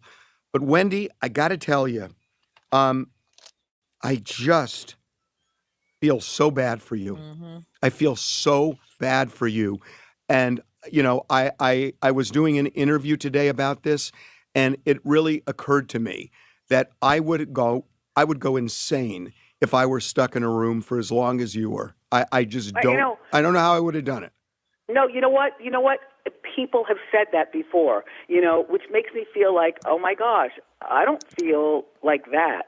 I don't feel like that. You know what I'm saying? Like people in the outside world, like you, Harvey, who've talked about how it would be if they were stuck in this situation. You know what I'm saying? And I am, I'll talk to you offline, as I usually do, Harvey. Harvey. Well, I will say, I mean, I would have shown up with, God knows, a beard that went down to my kneecaps. And then we interview you when we put the camera up, and you got your fishnet stockings on. You got your, I mean, you were made up. It's just amazing to me. What you want to know, the weird thing is that, and like I told you, even these people here, you know what I'm saying? I order lunch or whatever, and I eat right here, watching TV, listening to radio in the bathroom, lipstick popping all the time. You know what I'm saying? It's just because this is me. And this is always me. You know what I'm saying? And how often do they evaluate you there? How often? What do you mean evaluate? Do they evaluate? Does somebody come in? Does somebody do the Harvey Levin test of giving you a cognitive test? Do they do that kind of evaluation? No. Nobody does anything. I mean, people come in, they bring I have thyroid, you know what I'm saying? Had for years. They bring the pills and they leave. And then one person comes in maybe twice a week, and they are the maids who clean the bathroom. And that's it as far as who comes in. So how many doctors have visited you in the last 6 months? Well, I had a doctor for my thyroid. No, for this supposed frontotemporal dementia. And nobody comes. No, nobody. I don't have it. How dare? And by the way, and that would be my money. I don't want that. So you have not had a single doctor come in and talk to you about this diagnosis since you've been at this facility. Question: what is the best e-commerce business? That is wild business, y'all. Wild business. She's been diagnosed with a very serious debilitating illness. However, she's not been treated for it. That is so crazy. FBA upfront inventory. Yes. One person came, and the person was young, in the 20s, like a young person, you know what I'm saying, telling me this, and I'm looking at like, I do? Okay. Anyway, bye. Yeah. And that's one time in 7-8 months. Yes, and she came like 3 times, because the first time I was like, who are you? We started talking and laughing and stuff, and I'm like, okay, well, it's somebody to talk to. Great. Better company on this floor where, people have memory issues, you know what I'm saying? So I'm like, okay, girl, let's talk. And then she came back the second time. I was like, okay, give me a brochure or something. Let me see what this is. Oh, I almost cursed. What it's about. And then she came back the third time. I'm like, goodbye. Nice to meet you with my money, And when she came, anyway, I don't want to go into that. The point is the end with seeing somebody like that on this floor. Gina, are you there? I'm here. You want to say something? I do. I just want, everyone to understand you're doing this interview by the window. And what may come out, on the opposite end of, the people that want Wendy to remain in this guardianship is that she's being exploited and people are taking advantage of her. And this is why she should be in a guardianship. And that's, for the record, that would be false. Only because Wendy looking out that window is her true reality. That is the only thing that she has in contact with the world. So I just want to really put that out there before somebody else comes and tries to take away from the point of your documentary. Gina, can you, if you want to, or if Wendy wants to, can she, I assume there's an elevator there. Can she go outside? No. She's on a locked unit, a locked floor. Mark, she's been out twice in 30 days both for a dentist. Just wild. In California, at least, they abolished this years ago, this idea, and it's mind-boggling you can still do it. No, it's abolished here in the state of New York. Is that she's getting away with it. And it's a secret that she has gotten away with it for a very long time. And it's platforms like Harvey that open the opportunity for Wendy to tell her story. And again, just to put it out there, they probably will put out a statement that she's being exploited, and she's not. Wendy is crying out for help. She is being forcibly imprisoned. That is not a guardianship. That is a literal prison. Thank you. Gina, how do you get in there, Gina? How do you? No, they you let can't. you in? It's actually so it's a type of facility. It's an assisted living facility, and to Right. my understanding, there's a memory unit. And This is a memory unit. I'm on and the she's fifth floor. she's on the memory unit, and that's a locked unit. All the other floors, any residents are able to come and go freely as they wish. And Gina, you have not visited her the whole time she's been there.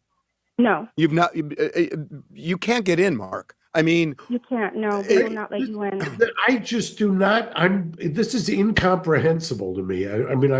I do not understand how you can have somebody, even under a conservatorship, the most draconian. How can you lock somebody away in a memory unit and say, okay, that's it? This is somebody who obviously has their faculties of more so than 98%. but they're saying the opposite. They are saying, oh, she doesn't have her faculties. But it's like, who are you going to believe, me or your lying eyes? I want to buy your house. I can pay you cash for your... We are listening. Oh, my headphones. We are listening to Wendy Williams and Harvey Levin. My niece is going to have to get permission to see me on this 5th floor when she flies from Miami to New York in a couple of weeks. She'll be here, and will she be able to see me? She's got to get permission from the guardian person. Aside from your niece, because I know she visited you once in October, have you had any contact with friends or family face to face since you've been at this facility for now going on 8 months? Friends or family? No. Nobody. Mark, this is crazy. Well, see, this is what's so crazy. If they're worried about her, the undue influence on her money, that's fine. She doesn't have access to her money. Right. I get it. But how do you lock somebody up in a unit, tell them you can't have somebody visit or you can't leave? If they're worried, if it's a memory unit, you want to say, okay, well, we don't want her to leave because she may forget where she is and she's going to get lost. Okay, great. Then you've got Gina here who can then take her and wherever she wants to go. You've got somebody who's a chaperone, so to speak.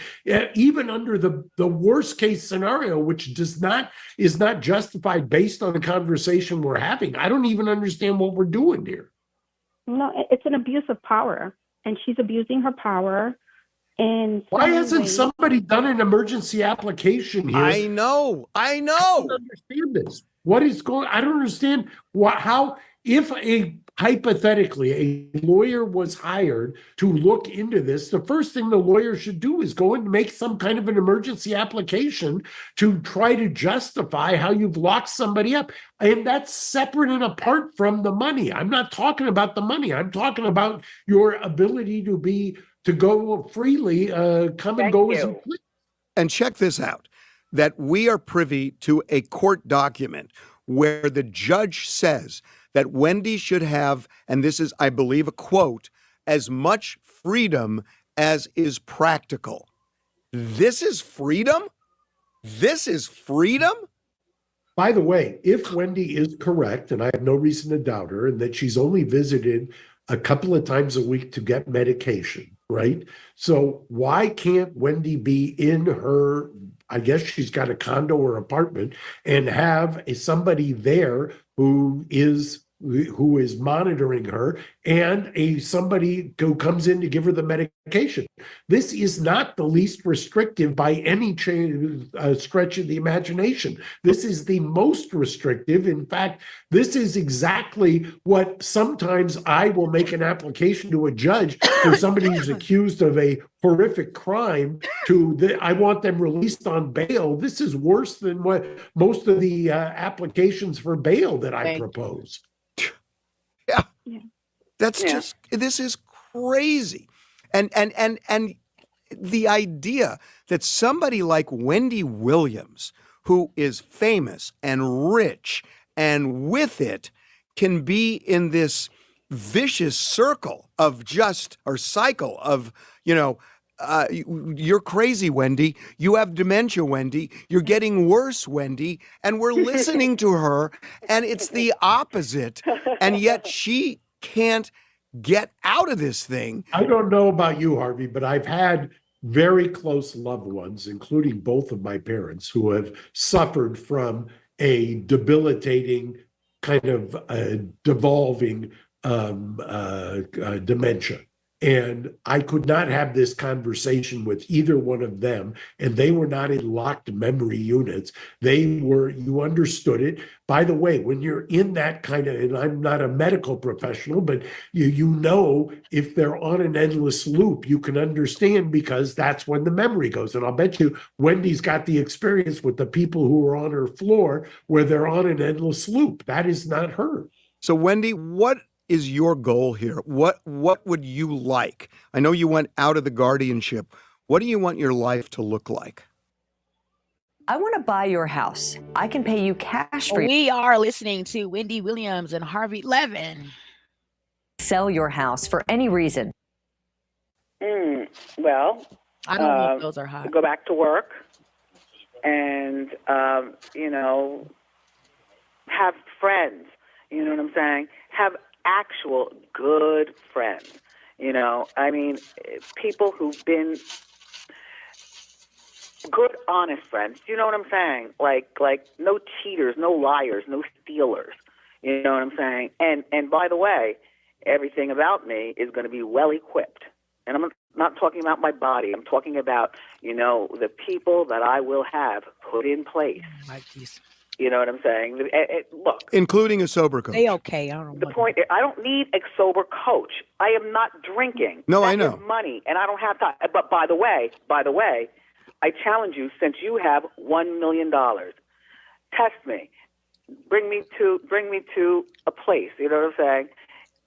And if I've had any drink at all, then you owe me. You know what I'm saying? $1 million. But Wendy, that's infinitely easy to solve as well. I've got a client right now on a criminal case where that client is released pending sentencing, and she's got one of those abilities to be tested to see if they're imbibing of alcohol. If you're charged in a criminal case and you can be free to sit at your house and be tested for alcohol consumption regularly and intermittently, why can't you, who is not charged with a crime, be released to your house? Because it's about my money. You know, it's about my money. And by the way, to get out of here and go back to work. That was almost like an infomercial. I was asking you the obvious question, right? Right. And Wendy and I have actually spoken about it. We can do hair testing. She doesn't have to be so confined and so restricted. How about not confined, Gina? I mean, it's like if you look at, think about people who get sober. Most of them fall off the wagon at some point. Do all of those people go into a guardianship or a conservatorship when they do? None of them do. This is called life. I'm telling you, it's about holding my money and using it for other people and nothing for me. It's about paying for this, paying for that. Oh my gosh, you need an attorney, you need a lawyer, you need this, you need that. It's all my money that other people are taking my money from. You understand what I'm saying? And I was also telling Wendy, it's very interesting with this guardianship because we have lawyers involved. It's my understanding the guardianship is a lawyer. Everybody involved is a lawyer. If that's what it takes to protect Wendy, Wendy has the means to hire her own attorneys, right, to protect her. She doesn't need any state, city appointed attorneys to protect her because she has the means to protect herself. And again, we can all agree this really does not have to do with Wendy's mental or well-being. This is really about saving face on a situation where the guardian dropped the ball. There you go. She dropped the ball. And she put Wendy in this. Better watch it, Gina. They're gonna say you're unduly influenced by telling. Those are the facts because I've spoken to Wendy so many times. And in the state of New York, the bar is very low. When I mean very low, to be in a guardianship, extremely low. And Wendy is nowhere near that. Nowhere near that. Okay, Gina, Wendy, thank you so much. Wendy, I just got to say one thing since Gina's on. You're lucky to have her. You're lucky to have Alex. They love you, and they want the best for you. And I got to say, I've heard this now for well over a month with a lot of phone calls. You're lucky to have them on your side. What if the lottery was on your phone? Okay, Wendy Williams, y'all. What do y'all think? Do y'all think Wendy Williams deserves to be in a conservatorship, guardianship situation? Well, some people, of course, are, speculating lots of different things. We're going to tap in now to one of my favorite content creators named Conscious TV, who has some relative opinions about her. Okay.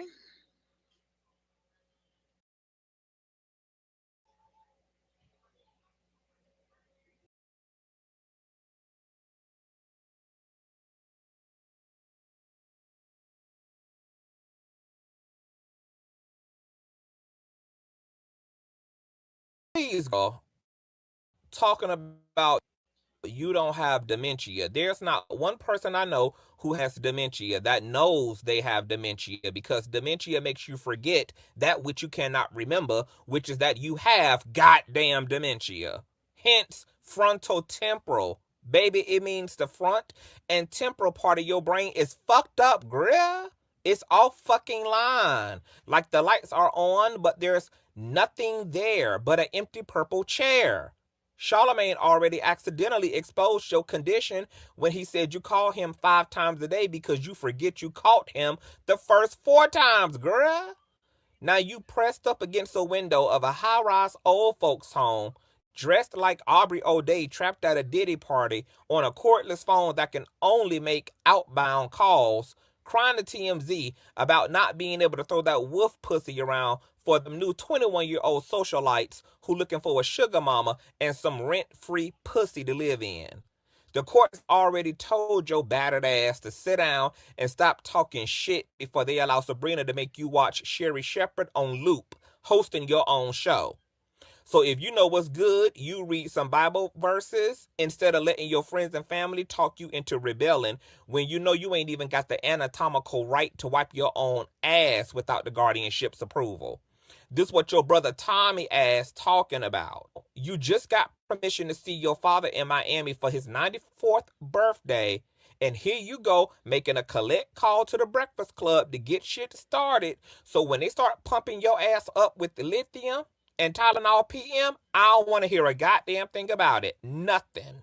You keep trying to make this Sabrina bitch the villain in order to deflect from the real villain of the story, which is all the booger, sugar, and brown liquor that has you seizuring out on live television, in and out of rehabs, and found dead in your own condo, requiring you to get several blood transfusions, because even the blood of Jesus couldn't save you at that point. You needed the blood of Bethany, Kirk, Dre, Elizabeth, and Scooter Meyer to keep them overlarge eyeballs from rolling out of your goddamn head.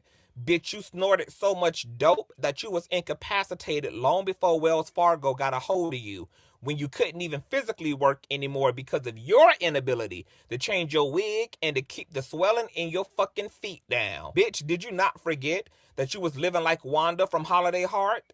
Your condo was essentially a crack house, and now you complain about being locked up on a hospital floor when the facts are you would be just fine on that floor, just like you was fine being locked up in your apartment if there was an 8-ball under your pillow and a shelf full of Mad Dog 22 under your bed. You can't stand this guardianship because you ain't never been this healthy nor sober in your life, and you don't know what the fuck to do with yourself.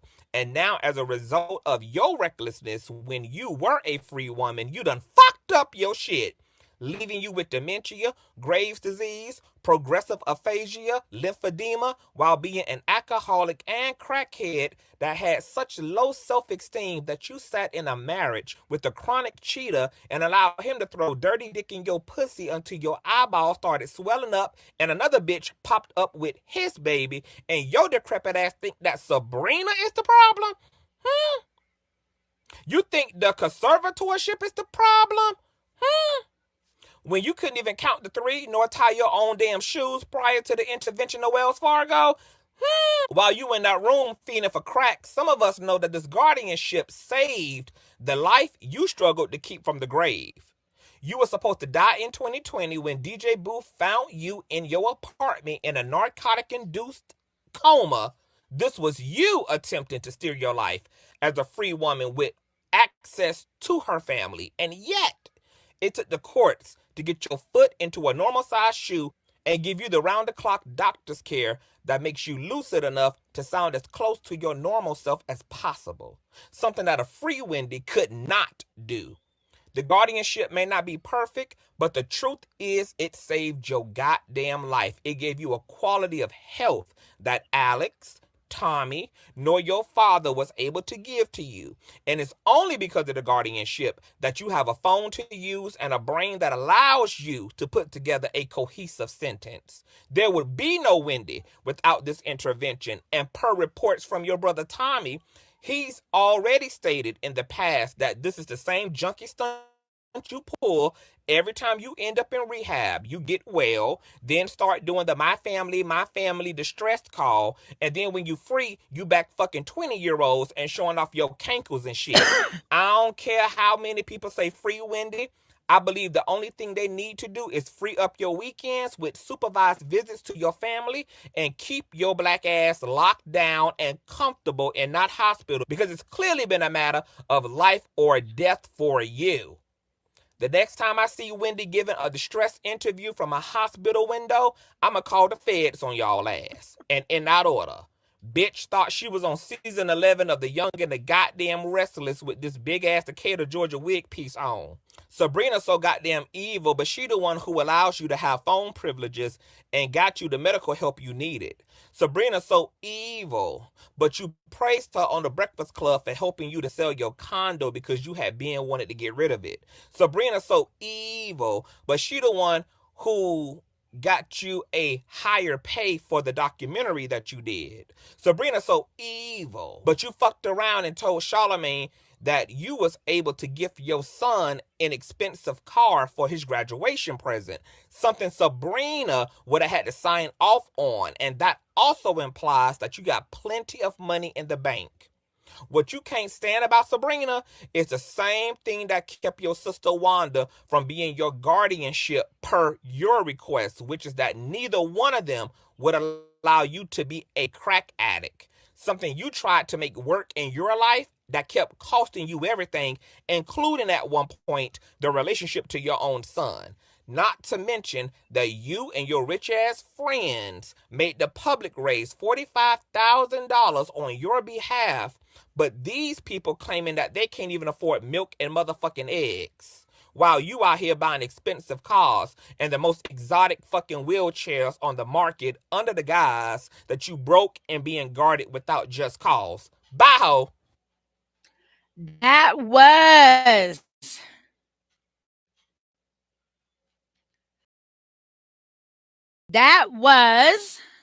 Conscious TV signing off on Wendy for us, okay? What do you guys think? Like, it stinks to me that Wendy Williams is in a situation where she cannot move about freely on her own, considering the fact that, yes, Wendy does seem as if she is coherent and, under the understanding of who, what, where, and, all things relevant to her life. Nonetheless, I do think Wendy would benefit from some type of a counselor, someone that could come in and monitor or,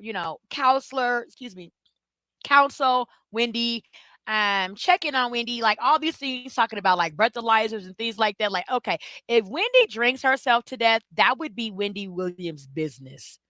Wendy Williams is a overgrown woman. I would not want that for Wendy. I would like to see Wendy live out the rest of her life happy and rich as she was. Nonetheless, there are things that could be set in place for Wendy to, live a life that she is deserving of living, considering her career she's had and, just the things that she's done in her life, right? So I also, understand where Conscious TV is coming from. Wendy, has shown throughout the years that she can be, under the influence, doing times of much needed understanding of what and who and where she was. Like a lot of times on her show, she would forget the show, she'd forget Norman, she would forget topics, she would forget people, things like that. And I think at that time she was very actively, highly engaging in alcohol and potentially drug use, right? Which, led on to her having some memory loss. You see what I'm saying?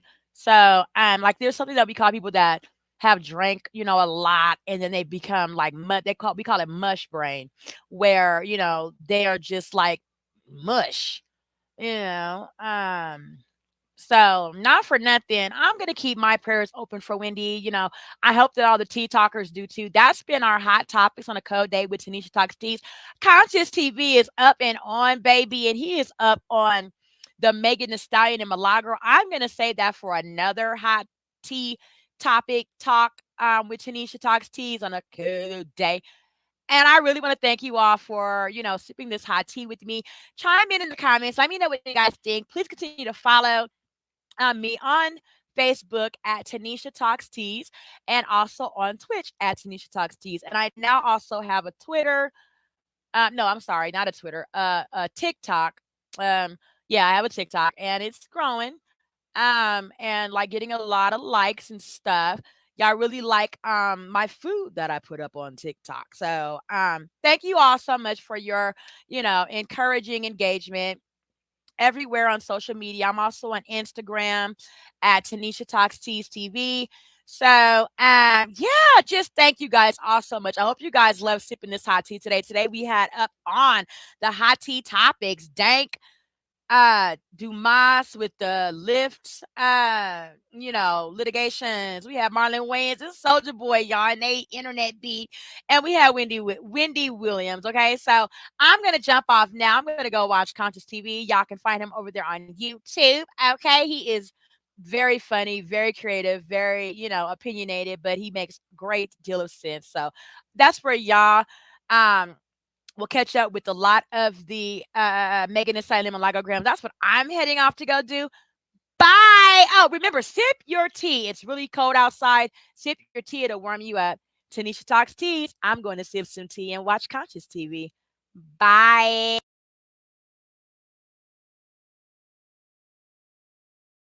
This is Tanisha Talks the Teas. Remember, show me love on the subscribe, like, and share button. And always stay sipping.